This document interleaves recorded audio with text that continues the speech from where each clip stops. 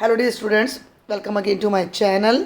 कक्षा 8 उड़ान कार्य पुस्तिका गणित विषय पाठ 2 के अगले लेक्चर में बेटा जी आपका स्वागत है। इससे पहले के लेक्चर्स अगर आपने नहीं देखे हैं तो उनका लिंक आपको डिस्क्रिप्शन बॉक्स में मिल जाएगा, उन्हें देखें। और अगर मेरे लेक्चर आपको समझ आ रहे हैं तो चैनल को सबसे पहले सब्सक्राइब करें, बेल आइकन को प्रेस करें। बेल आइकन प्रेस करने से जो भी लेक्चर मैं सबसे पहले डालूंगी वो आपको सबसे पहले मिल जाएगा। ठीक है, अब हम आगे बढ़ते हैं, उड़ान कार्य पुस्तिका के अगले भाग पर चलते हैं। ये है बेटा पृष्ठ संख्या 32। पृष्ठ संख्या 32 का इससे पहले का सारा सॉल्यूशन मैं प्रीवियस लेक्चर में अपलोड कर चुकी हूँ और अब के लेक्चर में हम इससे आगे चलते हैं। एक बड़ा ही मज़ेदार सा यहाँ पर आपको उदाहरण दिया गया है जिसकी सहायता से हम समीकरण के कॉन्सेप्ट को समझेंगे और समीकरण को हल करना भी सीखेंगे। देखिए क्या उदाहरण है, देखिए ज़रा। राम निवास एक व्यक्ति है, एक किराना की दुकान चलाता है, ग्रोसरी शॉप है उसकी दुकान पर बहुत भीड़ रहती है जिससे उसके ग्राहकों को कई बार बहुत इंतज़ार करना पड़ता है। ठीक है भाई, उसकी दुकान पर भीड़ ज़्यादा रहती थी। तो जब उसने समस्या अपने घर पर बताई तो उसके बेटे राजू ने सुझाया कि क्यों ना हम प्रत्येक वस्तु के ऐसे पैकेट बना दें जिनकी कीमत 100 रुपये से कम हो, और उस पैकेट में वस्तु की कीमत 100 रुपये से जितना कम हो उतने रुपए उस पैकेट में रख दें, जिससे उस पैकेट का मूल्य 100 रुपये पूरा हो जाए। और राजू ने इसे एक उदाहरण देकर समझाया। राजू से पहले आपको मैं बताती हूँ उदाहरण देकर। मान लीजिए उन्होंने क्या किया कि ये एक पैकेट बना दिया और इसमें उन्होंने डाल दी 1 किलो दाल। 1 किलो डाल दी उन्होंने दाल। ठीक है भाई। अब भाई 1 किलो दाल की कीमत है, मान लेते हैं, हम कल्पना कर लेते हैं 85 रुपये। अब ये पैकेट तो कर दिया बंद। अब राजू क्या कहता है अपने पिता से कि इस दाल के पैकेट में 1 किलो दाल के साथ 15 रुपये और डाल दो। डाल दिए। अब कोई व्यक्ति दाल लेने आया, उसने आपको 100 रुपये पकड़ाए तो आप उसको फट से दाल का ये पैकेट पकड़ा दो। ठीक है, उसका भी समय बचेगा क्योंकि 15 रुपये हमने उसमें ऑलरेडी डाल रखे हैं। हमें उसे 15 रुपये देने के लिए समय ख़राब नहीं करना पड़ेगा, खुले पैसे नहीं ढूंढने पड़ेंगे और उस व्यक्ति को भी सामान जल्दी से मिल जाएगा। समझ आई बात? तो आगे बढ़ते हैं। अब देखिए, मान लो इन्होंने भी एक उदाहरण दिया हुआ है कि मान लो किसी को 2 किलोग्राम चीनी लेनी है और चीनी 1 किलो चीनी का मूल्य 42 रुपये है। उस पैकेट में 2 किलो चीनी डाल दे तो 2 किलो चीनी का मूल्य हो गया 84 रुपये, बाकी बच गए 16 रुपये। तो ये कहता है कि 16 रुपये उस पैकेट में रख देते हैं तो वो पूरे का पूरा पैकेट ही 100 रुपये का हो जाएगा। अब हम किसी भी ग्राहक से 100 रुपये लेकर उसको पैकेट यूँ का यूँ पकड़ा देंगे तो ग्राहक का भी समय बचता है और हमारा भी समय बच जाएगा। कहानी समझ आई भाई? बड़ी मज़ेदार सी कहानी है। आगे बढ़ते हैं अब इसी कहानी में। एक रविवार को राम निवास को किसी ज़रूरी काम से शहर से बाहर जाना पड़ता है तो वह बेटे को दुकान पर छोड़ जाता है, लेकिन उसके बेटे को अधिकतर वस्तुओं की कीमत नहीं पता। ठीक है, उसे कीमत नहीं पता, लेकिन राम निवास ने पैकेट बना दिए थे। अब वो कहता है कि क्या आप राम निवास द्वारा बनाए गए पैकेटों की सहायता से राजू को वस्तुओं की असली कीमत बता सकते हो? समीकरण भी बनाओ। ठीक है, चलते हैं, हम आगे देखते हैं। प्रत्येक पैकेट की कीमत 100 रुपये है, ये हमें पता चल चुका है। अब ये पहला पैकेट है, इसके अंदर एक टूथपेस्ट है और 10 रुपये है, तो टूथपेस्ट की कीमत कितनी हुई? भाई 10 रुपये फालतू हैं, दुकानदार क्या लेगा, 100 रुपये लेगा। 10 रुपये फालतू है तो 100 में से 10 कम कर दो, 90 रुपये। तो टूथपेस्ट की कीमत कितनी हो जाएगी? 90 रुपये। ठीक है, तो आपने एक्चुअल में करना क्या है कि जो ये 10 रुपये हैं ये 100 में से घटा देने हैं तो उस वस्तु की कीमत आ जाएगी। तो टूथपेस्ट की कीमत आ गई 90 रुपये। शैम्पू की बोतल जमा 15 रुपये, तो शैम्पू की बोतल कितनी कीमत हो गई? 100 में से 15 रुपये कम कर दो तो वो कीमत हमारी हो जाती है 85 रुपये। 1 किलो दाल के साथ 30 रुपये डल रहे हैं तो 100 में से 30 कम करो, 70 रुपये।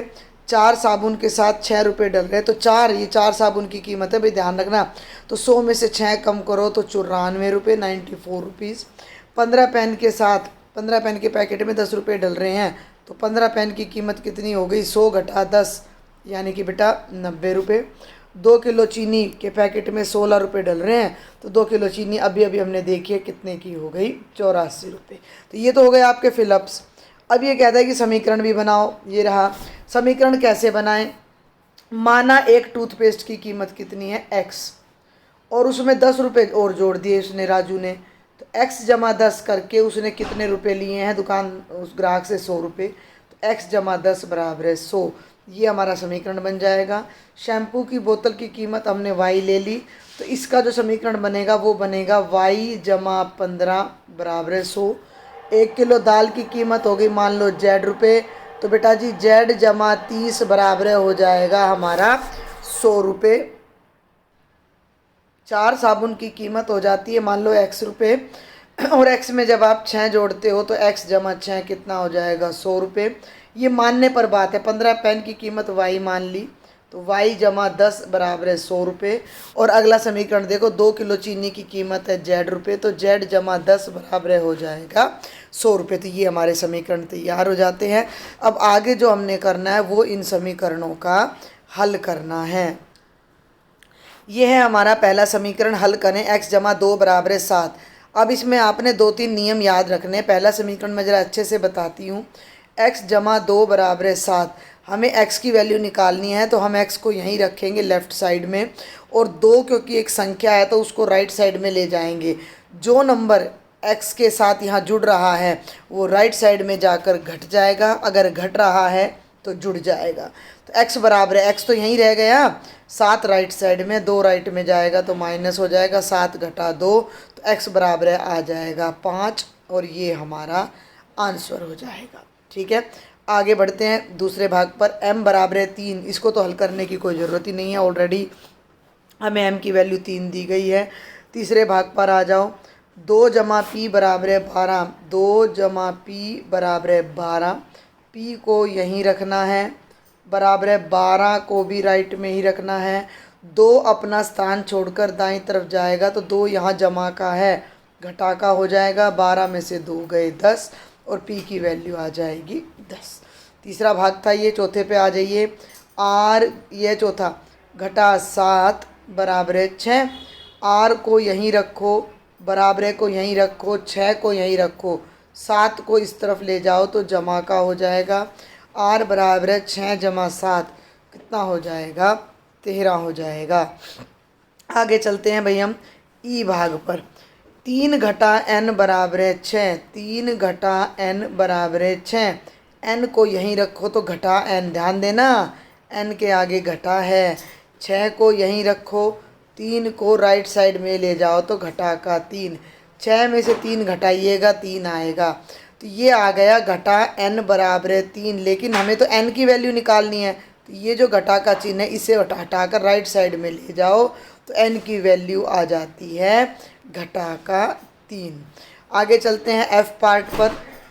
ये सभी जमा घटा के सवाल हैं। क्यू जमा 10 बराबर है -4, 10 को राइट साइड में ले जाओ तो क्यू हो जाएगा -4 -10, दोनों का चिन्ह समान है, दोनों राशियाँ जुड़ जाएंगी और आगे माइनस का चिन्ह आ जाएगा, क्यू बराबर है -14। ठीक है, आगे अब ये 6 भाग हो गए जमा घटा के। अब जरा जी पार्ट से आपने ध्यान से समझना है। जी पार्ट से, जी पार्ट को आप देखो, ये है 3m = 12। अब हमें m की वैल्यू निकालनी है। हल करने का मतलब है जो भी चर हमें दिया गया है उसका मान ज्ञात करो। हमें m का मान ज्ञात करना है, तो हम m को तो यहीं रख लेंगे, लेकिन जो ये 3 है इसे हमें राइट साइड में ले जाना है, और ये m से गुणा हो रहा है, ये m से गुणा हो रहा है, तो राइट साइड में जाकर ये 12 से भाग हो जाएगा। जब 3 यहाँ जाएगा तो 12 के नीचे आ जाएगा, 3 चौके 12, m की वैल्यू कितनी आ जाएगी? 4 आ जाएगी। ठीक है भाई, चलते हैं h पार्ट पर। 5p बराबर है 20, तो p कितना आ जाएगा? 20 के बटे में 5, 5 चौके 20, p की वैल्यू 4 आ जाएगी। अब है m बटे 4 बराबर है 3।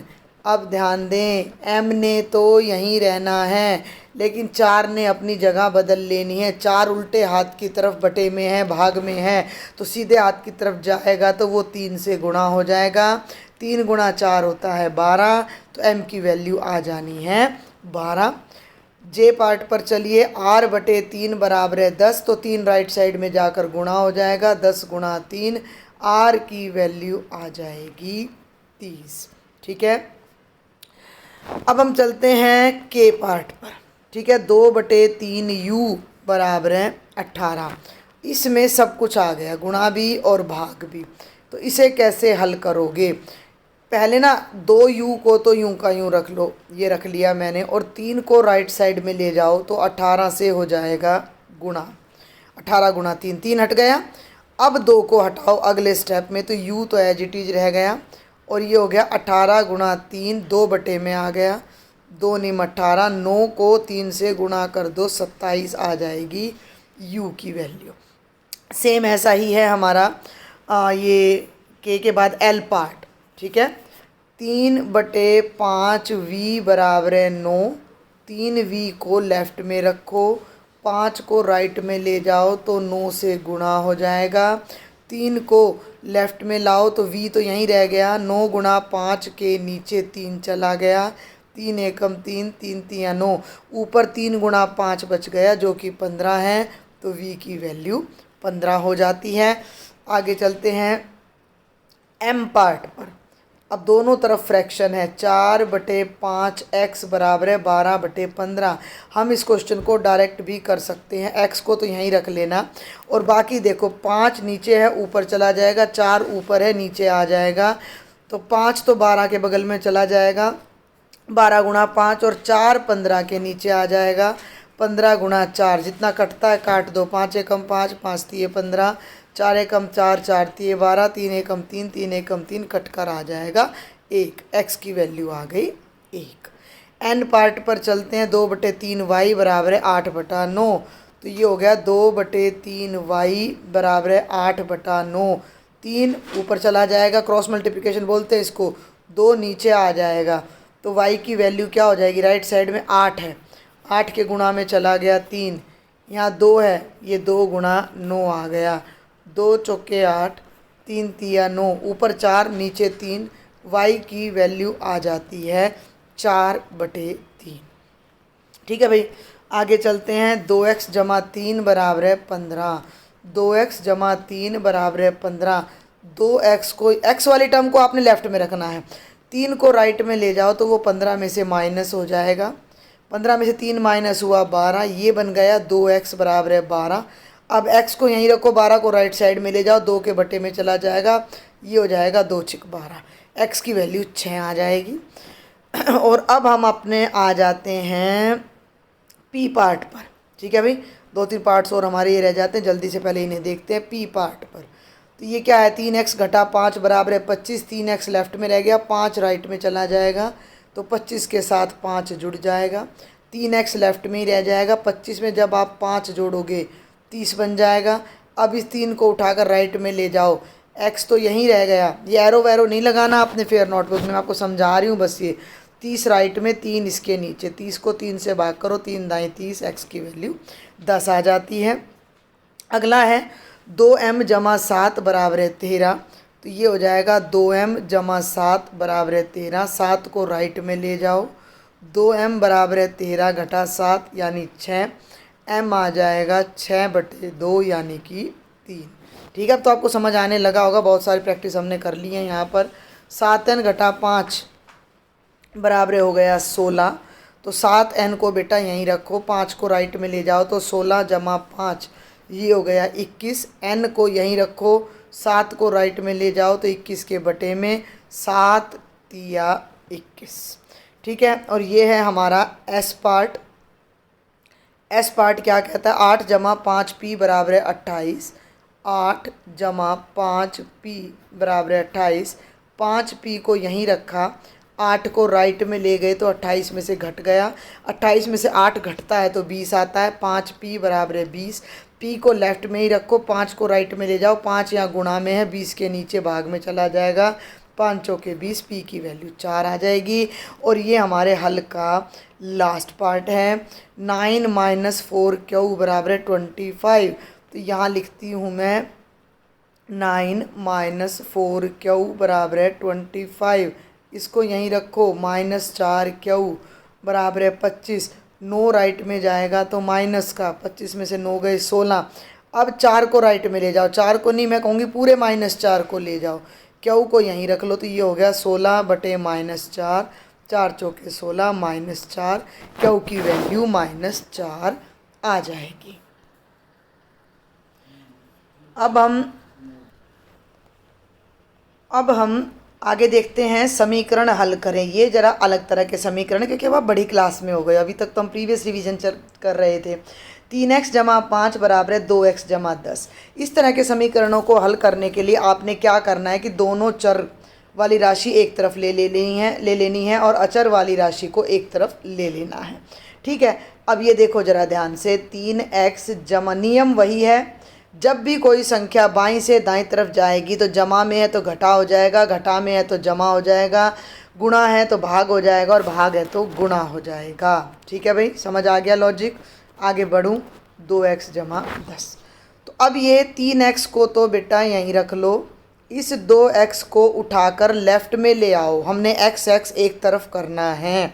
अब 2x राइट साइड में है, जमा में है, जब ये उठकर लेफ़्ट साइड में आएगा तो घटा का हो जाएगा, बराबर है यहीं रहेगा। ये जो 10 है इसने भी यहीं रहना है और ये 5 राइट साइड में जाकर माइनस हो जाएगा। समझ आया? 3x जहाँ था वहीं रह गया, 2x ने स्थान बदला इसलिए माइनस का हो गया। 10 जिस तरफ था उसी तरफ रह गया, 5 ने स्थान बदला माइनस का।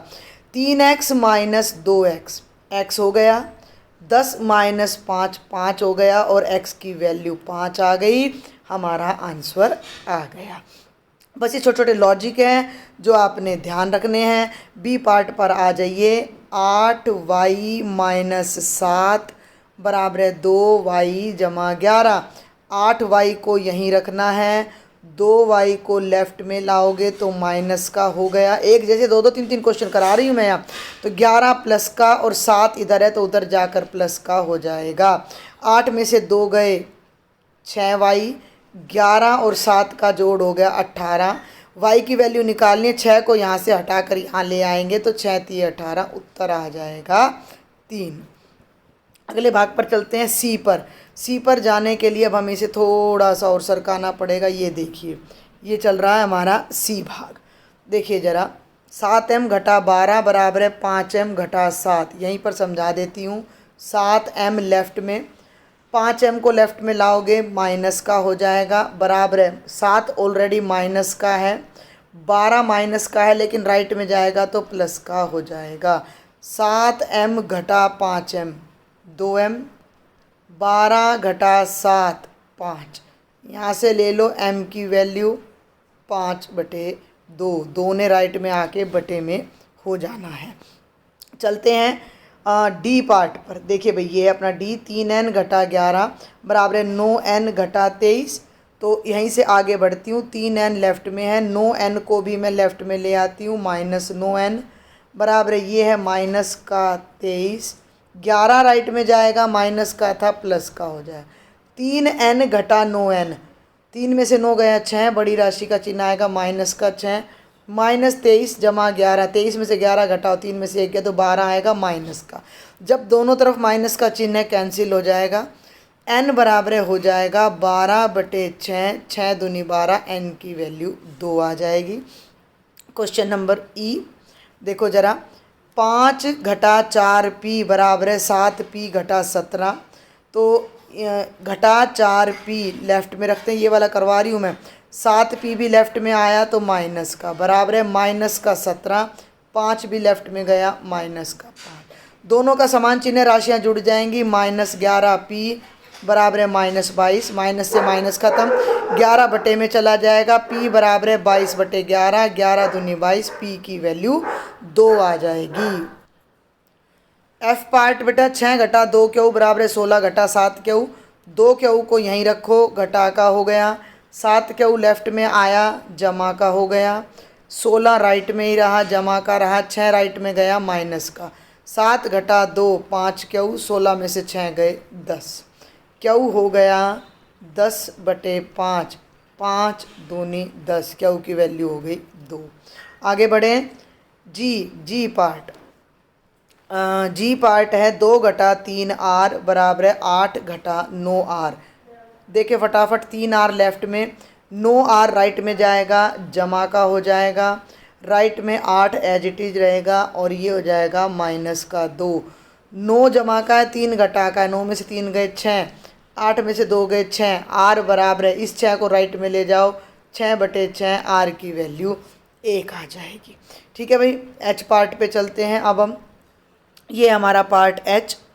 4-7 बराबर है 9-15 घटा 7 लेफ्ट में, घटा 15 को लेफ्ट में लाओगे तो जमा का बन जाएगा।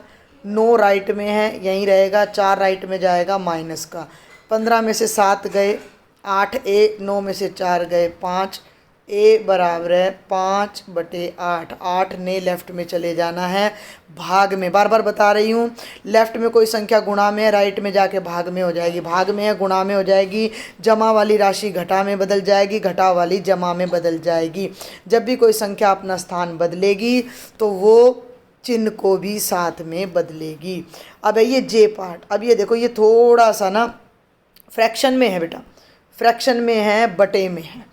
इसे कैसे करें, तो आप ज़रा पहले x वाली टर्म इकट्ठा कर लो। ये x/2 लेफ्ट में रह गया, x/3 यहाँ था, घटा में। भाई ये घटा है, भाई स्टेटमेंट में ना थोड़ी मिसप्रिंट है, ये यहाँ पर ये घटा है।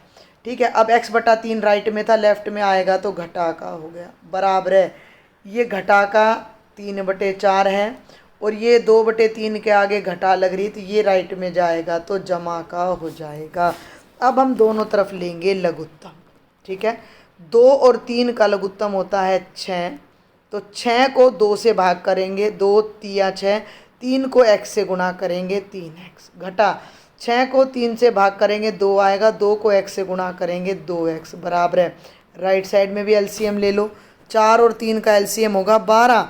12 को नीचे वाले हर से 4 से भाग करो, 3 आएगा, 4 तिया 12। 3 को -3 से गुणा करो, -9। 12 को 3 से भाग करो, 4 4 दूनी 8। ध्यान से देखना भाई, अब ऊपर है 3x घटा 2x, x बन गया, नीचे आ गया 6, बराबर है। राइट में घटा का 9 जमा का 8, ऊपर घटा 1 नीचे 12। हमारा पूरा समीकरण इस रूप में बदल गया। अब मैं इसको यहाँ पर लिखने जा रही हूँ, राइट में देखना ज़रा एक बार। मैं यहाँ कर देती हूँ पार्टीशन, और इस समीकरण को अब मैं यहाँ लिख रही हूँ x/6 बराबर है -1/12। हमें x की वैल्यू निकालनी है, तो x को तो लेफ्ट में रखो, 6 को राइट में ले जाओ। 6 इस तरफ भाग में है तो राइट साइड में जाएगा, तो 1/12 की गुणा में आ जाएगा। 6 एकम 6, 6 दूनी 12, ऊपर रह गया 1 एकम 1। ठीक है, ऊपर रह गया 1 एकम 1, माइनस का ये रहा माइनस, और बटे में आ गया 2। x की वैल्यू आ जाएगी -1/2। ठीक है, आगे बढ़ते। वैसे इस क्वेश्चन को करने का एक तरीका और है, मैं आपको बताना चाहूँगी वो तरीका भी जल्दी से। नीचे हमारे पास है 2 है, 3 है और 4 है, तो 2, 3 और 4 का जब आप लघुत्तम लोगे तो आपका 12 आएगा। ठीक है, ये आपको निकालना पड़ेगा लघुत्तम। तो 12 आ गया, तो आप क्या करो, इस पूरी संख्या को 12 से गुणा कर दो। ये जो हमारा पहला पद है इसको भी 12 से गुणा कर दो, 12 गुणा x/2। इसको भी 12 से गुणा कर दो, 12 गुणा 2/3। राइट साइड में जाओ, इसको भी 12 से गुणा कर दो, 12 गुणा x/3, और इसको भी 12 से गुणा कर दो।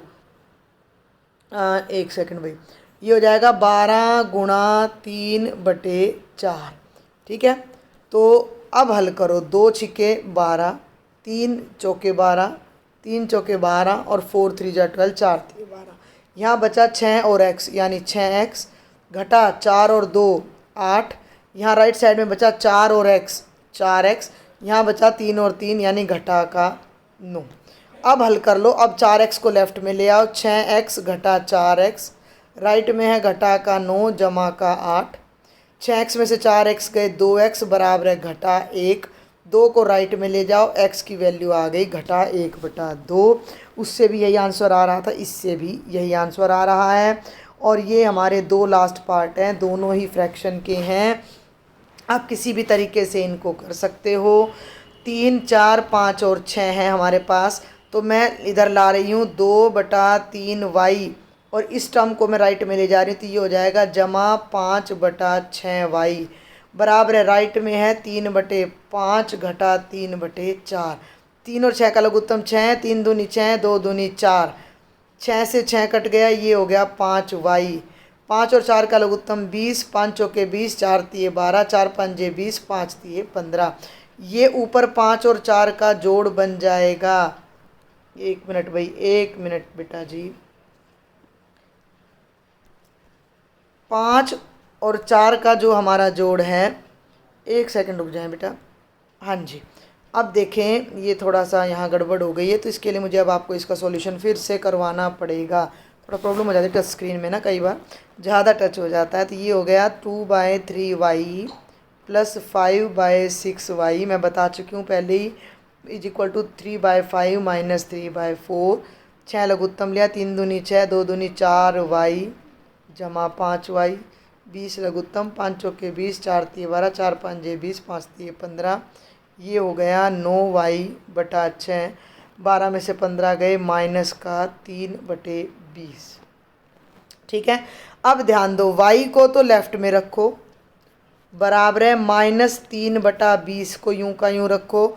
अब ये जो 6 है इसको तो ले जाओ यहाँ ऊपर और 9 को ले आओ नीचे, तो ये हो गया -3 गुणा 6 और 20 गुणा 9। ध्यान से देखना, अब ये कटता है तो काट दो, 2 तिया 6 और 2 धाई 20, और नहीं हाँ कट जाएगा ना, 3 तिया 9, कट कर ऊपर 1 रह गया, तो y की वैल्यू आ गई -1/10।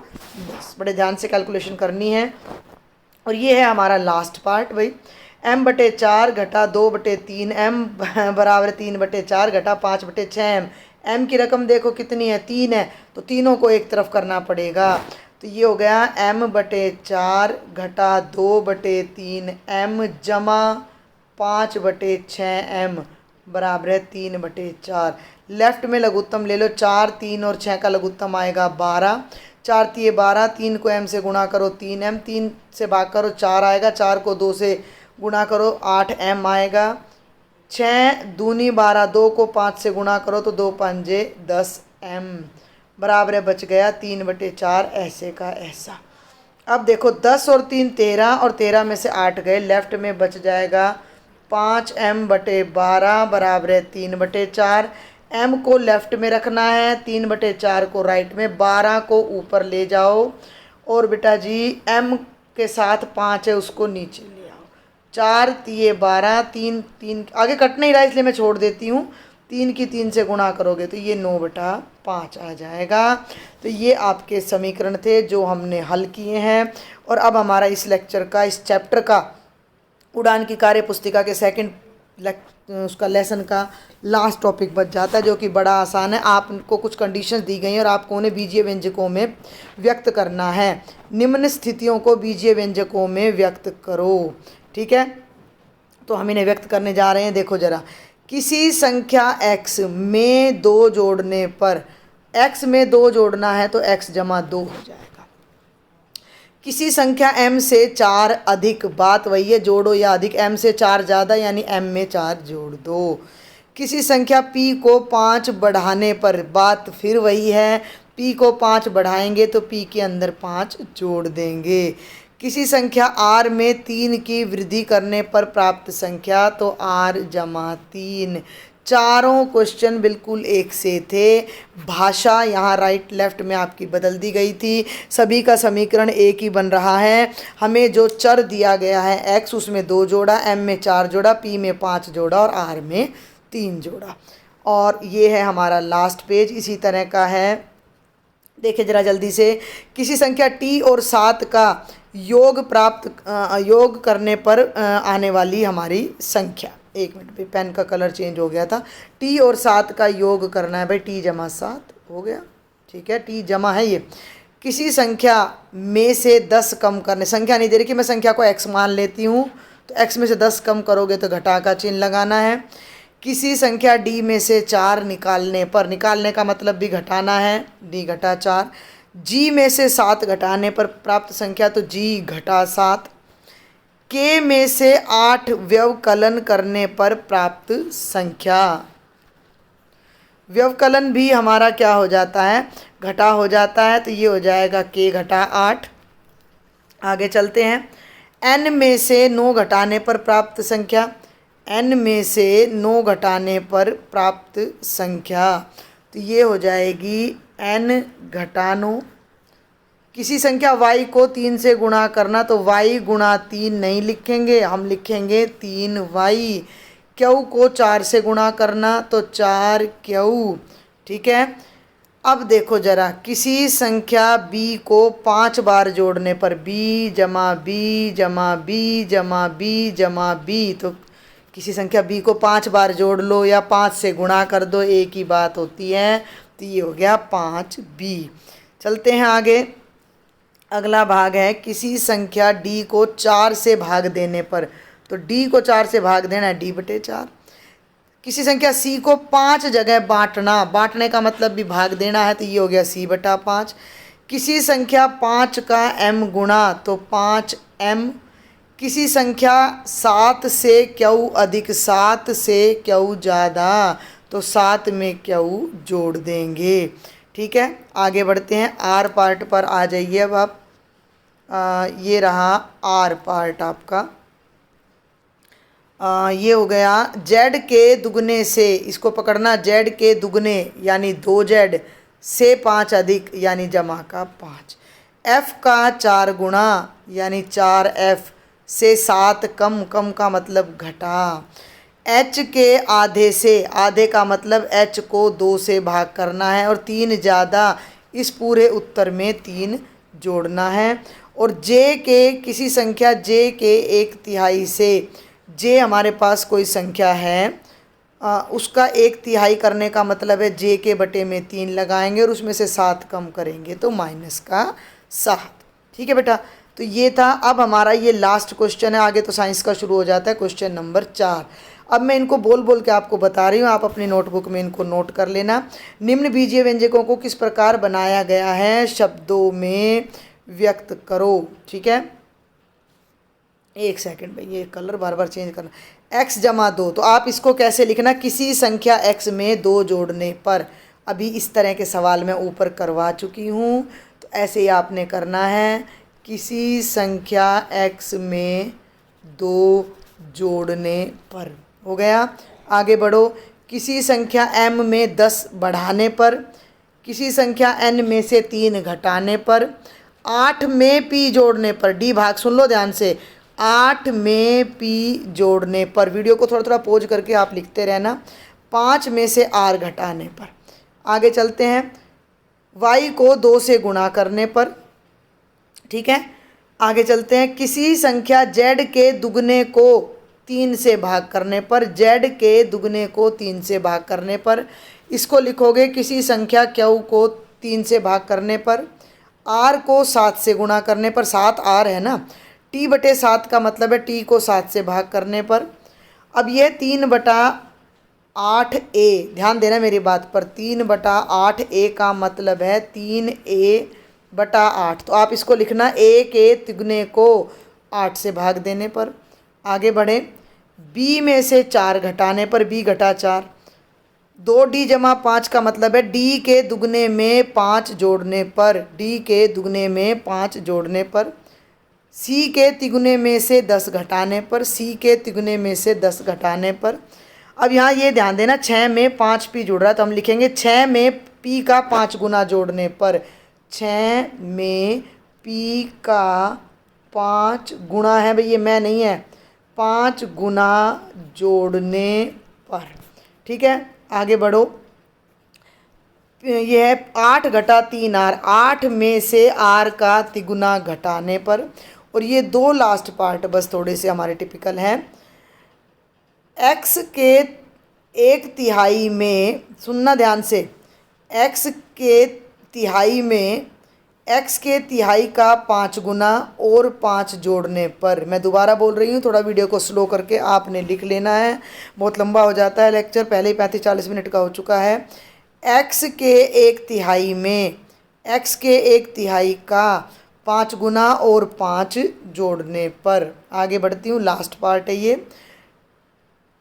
t के दुगने को 3 से भाग देकर, ऐसे लिखो, t के 2/3, t के 2/3 में, ठीक है, अब ये देखो इसको कैसे लिखोगे, 7 सही 2/3। इसकी ना फ्रैक्शन तोड़ लो पहले, मैं आपको ये सलाह दूंगी। ये बन गया 2/3t। इसकी जो मिश्रित भिन्ने से तोड़ लो, 7 या 21 और 2 22/3t जमा 7 में t का 22/3 गुणा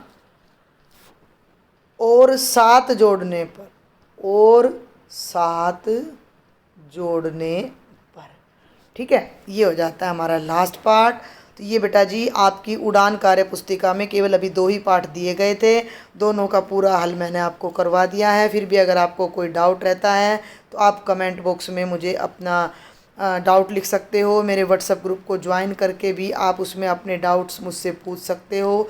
और अगर लेक्चर आपको समझ आया है, पसंद आया है, तो चैनल को सब्सक्राइब ज़रूर करना, ज़्यादा से ज़्यादा अपने फ्रेंड्स को शेयर करना और लाइक भी ज़रूर करना।